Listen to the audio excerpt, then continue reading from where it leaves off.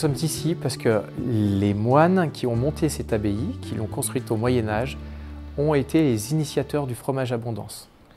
Ils ont développé la fabrication du fromage Abondance avec les agriculteurs locaux, mais ils ont aussi déboisé beaucoup de territoires sur la montagne pour créer les alpages.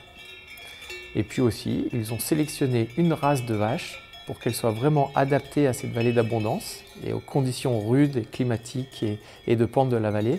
Et c'est donc la race Abondance que l'on connaît aujourd'hui. Dans notre territoire, nous avons beaucoup d'eau. De l'eau de pluie ou de l'eau qui nous vient des rivières, des ruisseaux. Ce qui fait que nos sols sont vraiment très appropriés pour faire du pâturage. L'herbe est grasse, l'herbe est riche. C'est pour ça que depuis très longtemps, on fait de l'élevage ici sur cette partie du territoire, puisqu'on a une herbe de très grande qualité pour nos animaux. Je suis président de la coopérative du Pays de Gavot-Léman. Cette coopérative fabrique du fromage d'Abondance. Elle regroupe une vingtaine de producteurs de lait. Et nous fabriquons à peu près 400 tonnes d'Abondance par an.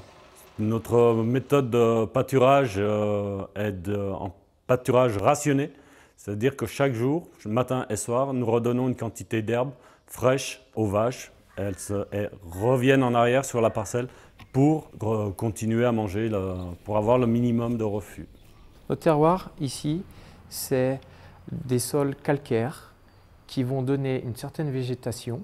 Nous restons aussi uniquement sur une zone de montagne. Donc on a une végétation des sols très spécifique qui va être très intéressante pour la qualité du lait et la qualité de notre fromage.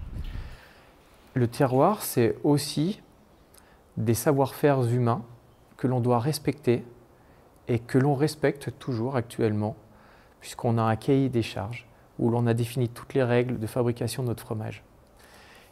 Dans les règles de fabrication de notre fromage, on dit que les vaches doivent principalement manger cette alimentation qu'on a à portée de main, l'herbe de notre terroir. La montagne aujourd'hui est un lieu de loisirs aussi pour les touristes.